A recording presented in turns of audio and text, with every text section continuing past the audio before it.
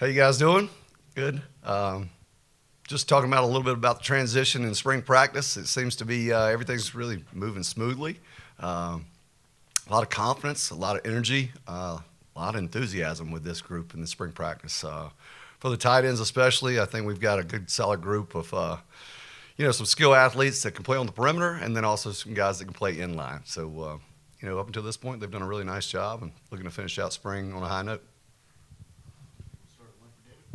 How's it going, Shawn? How you doing, sir? Can't complain, man. It was kind of a weird season for you at the end there, switching back and forth the position. So what was it like just once they got the new hires and it was like, okay, here you are and you can concentrate on this instead of having to switch back and forth? Yeah, last year certainly was a little bit awkward, but, I've been put in some situations that are awkward before. But no, just coming in knowing that I'm back in that tight end room with that group, able to really focus on just them specifically without having any other really distractions is awesome. Like I said, those guys in that room are fantastic. They're easily coachable. They're willing to doggone do anything you ask of them and play at a high level. I guess the obvious next step for Mike Tyler, since he got all those special teams reps, is more of a role in offense this year. How do you feel like he's kind of developing? I think so. Mike in the first 6 practices has progressed. He's been out there running really right now the second team reps, but he's moving back and forth. We've got a tree they climb each and every day based off their practice the previous day. So, whether it's missed assignments or played at a high level, didn't have any, that's how they move up and down the food chain, so to speak. But Mike's really solid. He's got a great mindset, really skilled athlete, can catch the ball and run. He's strong, plays with great hand placement. Really good route runner. I see Mike taking a huge step this season and being a formidable force for us on offense. Hey, Shawn, what's the where do you think the development can happen for Mo Brown this year to take him to the next level? Yeah, the development has to really happen in the classroom, so to speak, the education part of the game. Mo's got extremely great athleticism. He can strike with the best of them. He can run with the ball in his hands. Sometimes he plays a little bit out of control. Sometimes he thinks a little bit out of control, which gets him in some situations that probably keeps him off the field a little bit more than it should. He understands that. I understand that. We're working to make strides in that area, especially in the classroom. I won't call it a problem, but he just gets so ramped up that sometimes his mind just goes so fast. And I'm like, easy, slow down. You missed that. But, yeah, that's his next step. If Mo can put that together, I think he's a total package. You've seen Mo run and catch, and when he's got that ball in his hands, he's like a rocket. I mean, I don't think there's anybody who wants to tackle him. So that's what he's got to do. In a basic elementary way, what would you say is the biggest change from last year to this year in terms of what your tight ends are going to be asked to do in Kendall's offense? Oh, let's just call them the adjusters. They make us right. The tight ends are going to make us right. They have a job to do to put themselves in specific positions to make the offense go and to make it work and to have us the ability to play with confidence and fast pace. Just initial impressions of Max Draghn now that you guys have been on the field for 6 days or so? Yeah, Max Draghn, when I saw Max, and I recruited Max out of high school back at Georgia State. He came down there and worked out as a defensive end. I remember him being a great athlete and could run and just a strong, tough-minded young man.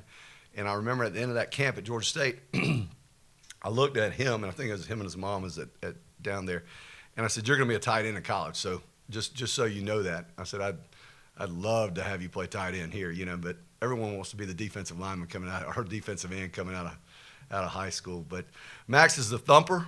It's the tough work I want Max to go in there and do. He's got that mindset. He's one of those guys you take to the bar fight, and you have no issues with him because he's going to be right there probably swinging first, which is always nice to have. Max obviously was the only newcomer you brought into your room this year. What going into this offseason, did you feel like you guys only needed one, or were you trying to add a couple more and then it just ended up being Max? What was that process like? Well, there's a lot of things that go into scenario. You know, there's first, who's available, who you want to bring in your room, what did you sign of the high school class that you have coming in, and we felt like you know, having 6, 7 guys is going to be enough for us. Certainly, if we could add a really nice, probably a more of a perimeter athlete, we probably would have added, but it just didn't work out.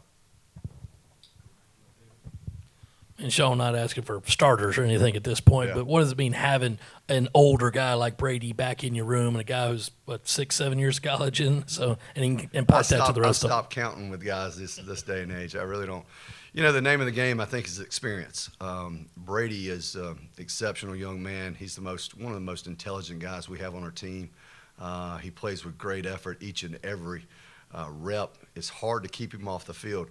You know, Brady's not a tremendous athlete, but he does have some of the best hands that we have on our football team. He can be an inline guy. He can play on the perimeter because he's smart enough to put himself in position to be in the right place and make these blocks, and not having to utilize that athleticism to do it all. His thinking, the thought process does it.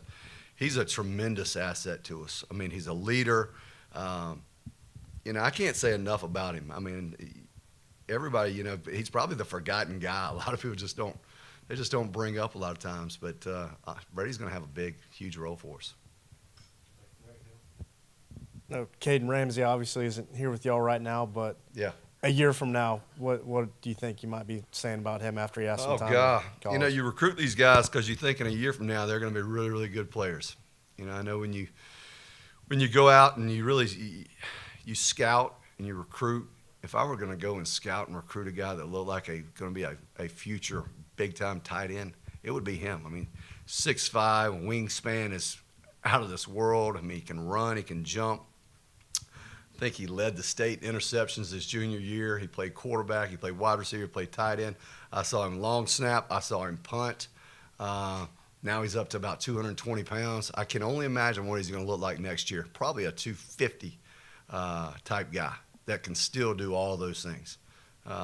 He's, you know, I think he's one of those diamonds in the rough that you know, South Carolina has those types of players. They're just, you got to go seek them out. And just because they're not playing at, let's just say, I don't know, Dorman High School, doesn't mean he's not a great player. He's playing at Cross High School, yes, single A, but shoot, go watch him. Watch him work, go watch him perform on the basketball court in practice, and then go watch him perform on Friday night. I think he's going to be a solid guy for us. Is there much difference for you and what you're coaching under Kendall than previously? You know, Kendall came in and said, you know, this is our offense. Didn't look at the last playbook, what have you. Is there things that radically changed for you? Yeah, I think so. I mean, I'm not going to touch on specifics, but there's been some radical changes. You know, there's only so much you can do with the tight end, of course, and I think we've all seen it. We all watch football. But there are things, just like I said earlier, these tight ends are now the adjusters of the offense. They get to kind of put themselves in position to make things work, which I think is fantastic. Really, really excited about that opportunity.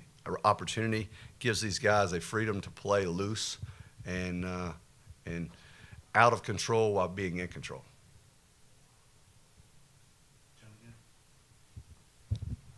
Little with all the questions today. I guess lastly for you, you named one guy you would take to the bar fight with you. Can you give us maybe 2 more and maybe a coach? Yeah, I'm taking Coach Clem. We're going to go out there and we're going to run everybody out. But no, all those guys, I mean, God, look at Mo Brown. He looks like a prize fighter, doesn't he? I mean, you ever seen Mo? He loves to wrap that shirt up under them pads, and he's rocked up, and he's strong as heck, and he can run fast. So after, you know, they call the police, we can get the hell out of there really quickly. All those guys are fighters, from Reno to Draghn. I mean, you know, Mike Tyler to Brady Hunt. I mean, all those guys, they're fantastic guys, and very fortunate to have them in that room. Good. All right. Thank you all very much. Appreciate you.